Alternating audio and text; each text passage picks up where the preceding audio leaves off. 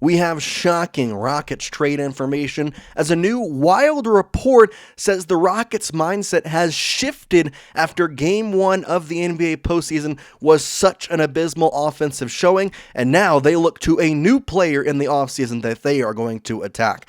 Welcome in here to Rockets Digest. I'm Jace Andrews, and I appreciate you joining us. And if you are new here, hit that subscribe button. We got coverage basically daily at this point for Rockets news, information, rumors, all you could ask for the postseason and going into the offseason as well. It's going to be a big time for both of those parts of the season, both the playoffs and the offseason, so hit that subscribe button. You will not want to miss what the Rockets are going to do. Let's go right into the report here. Talking is Bleacher Report about a shift of mindset potentially, and this talking about Devin Booker, and here is where maybe things change, saying, quote, if the Suns want to maximize their return in a Booker trade, the Houston Rockets have to be their first call. The surest way to make a post-Booker rebuild work out is to get their own future first-round picks back from Houston that would make tanking pay off with a high lottery position, end quote. We've talked about it so many times that Kevin Durant has been the main target thus far for the Houston Rockets in terms of people they are even considering in the 2025 offseason.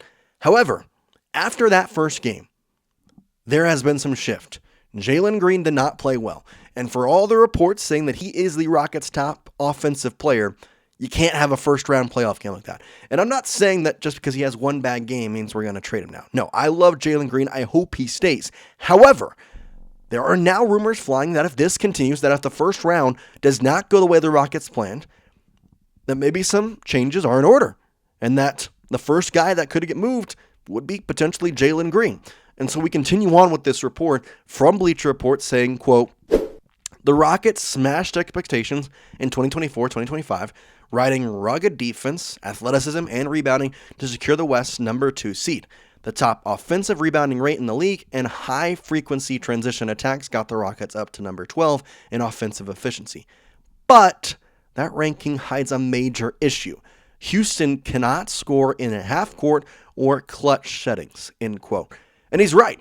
Houston, in closing out games, has been one of the worst teams in the league. In fact, they rate 22nd in close games, just above Utah. I mean, the Jazz are in the conversation of a stat for the Houston Rockets when the Rockets are the number 2 seed in the Western Conference, and the Jazz weren't even sniffing the playoffs. I mean, this is just something that has to be addressed, and it's one thing when you look at the closeout from this most previous playoff game. Obviously, against the Warriors, you come back 20 points. You are, putting up good points at the end, and then you get blown out. You get a couple threes that just kind of blow your expectations off the water there.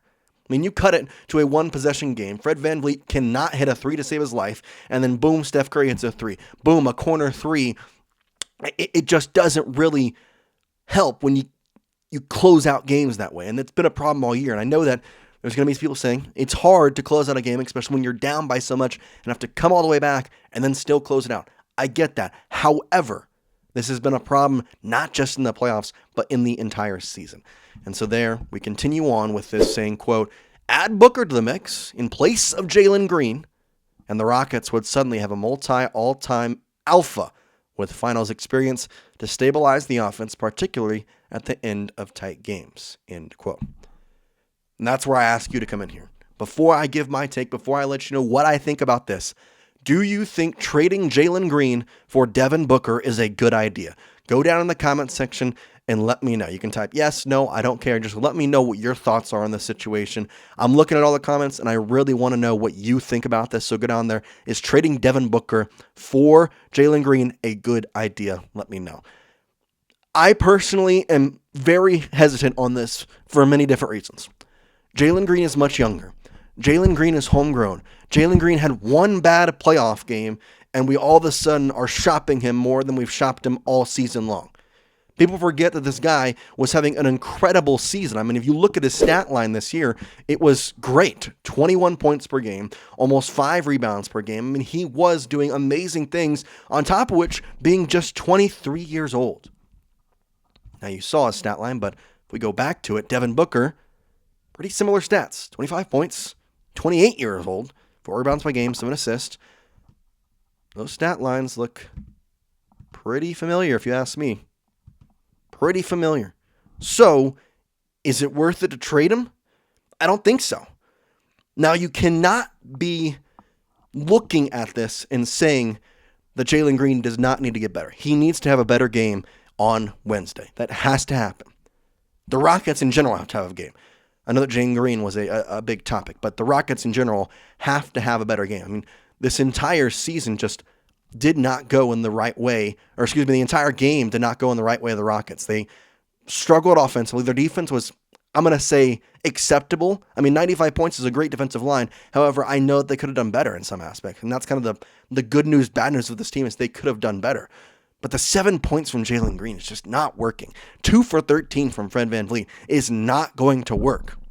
And if this continues, we've talked about it so many times, Ime Udoka, Rafael Stone, they believe this is a win-now team. Amen Thompson, Alperen Şengün, those guys have been talked about as being mainstays. Jalen Green was in that conversation too, and now people are shopping him. That's where it's like kind of questionable about where exactly to go from now. Yeah, you have the game on Wednesday against the Rockets where, against the Warriors, where if you win, everything kind of gets thrown in the basket. Like if you win this upcoming game and you tie the series 1-1, questions start to go away. And that's why, and again, the Rockets haven't been in the playoffs in so long, it's kind of been a hard thing to remember. But now that you're here, things work differently in the playoffs. Takes get much harsher. Things are taken more seriously. One game could be as important as 20 in the regular season because all eyes are watching you. Everything is looking down saying, how is this team going to perform? Especially when the Rockets performed so well in the regular season and had such a good end of the season. People are watching, and a Warriors team that has been in our nightmares every time we see them, basically, at this point. Steph Curry is like the boogeyman at this point, and I'm tired of it, and the Rockets need to do something. I mean, there has to be some positive outlook. I mean, I could care less if they can go to Game 7 and lose. Like, that would be, I guess, a positive. But I think you need to win the series to really deflate all these, trade this, trade him, do that, the Rockets aren't ready. You need to win. Because otherwise the media is just going to keep talking. I understand that I'm a part of that. But at the same time, the reports that this team should be pushing out is that they believe this team is ready. People don't realize they have a above 3% chance of getting the first round pick. Imagine if that were to happen. I know, small percentage. Imagine adding Cooper Flagg to this offense. Imagine getting even a top 10 pick. I mean, this offense is going to get better because they have that Phoenix pick. And if you trade that away for a Devin Booker, for a Kevin Durant, things change so quickly. But what cannot happen is this game. 95-85. You cannot score 85 points in a playoff game again. Because if you do that, the questions about your offense is just going to continue. You could win tomorrow, but Saturday you score 85 in Golden State, the questions continue. This is a 7-game series. This is a lot of time, and one game can produce overreactions, especially with the way it went. And unfortunately, with the expectations of the Rockets. And in some ways, I want to pull back a little bit and look at this from an outside perspective that people really aren't seeing it as. The Rockets hadn't played really competitive basketball in a week or so. They didn't care. They already had the 2 seed. Didn't matter. Well, guess what?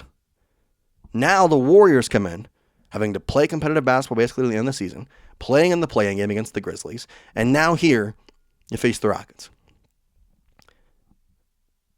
Momentum is a thing. And sometimes that can help a team. Sometimes it can hurt a team.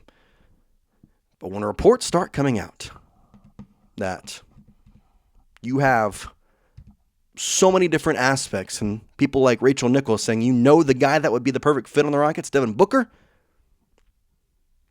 the need for offensive firepower was present.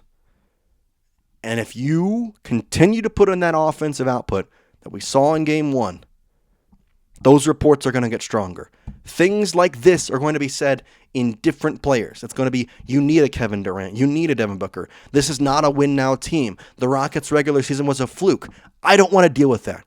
I want to sit here and I want to talk about how the Rockets are going to the Western Conference Finals because Amen Thompson is not shooting 20% from the field. He's got more than 8 points. I want to sit here and I want to talk about how Jalen Green is the Rockets' offensive firepower and how he's scoring 20-plus points a game in the playoffs. But that did not happen in Game 1 against a defense that I don't consider top tier. And these reports are just going to continue, and I need them to stop for my sanity and for the biggest sanity of Rockets fans to get Steph Curry and the Warriors out of my freaking nightmares. Please, Jalen Green. Please, I love you, and I want you to perform, and you got to do it quick because I'm tired of reading these reports. I want you to stay. I believe in you, and I know you can do it. I appreciate you if you're watching too as well. If you made it this far, well then, hey, you probably enjoy the content. Go down there and hit that subscribe button. We're putting out more videos than you can even think of, and we got content and topics that you're not going to hear in a lot of places. So hit that subscribe button, and we will talk to you next time here on Rockets Digest.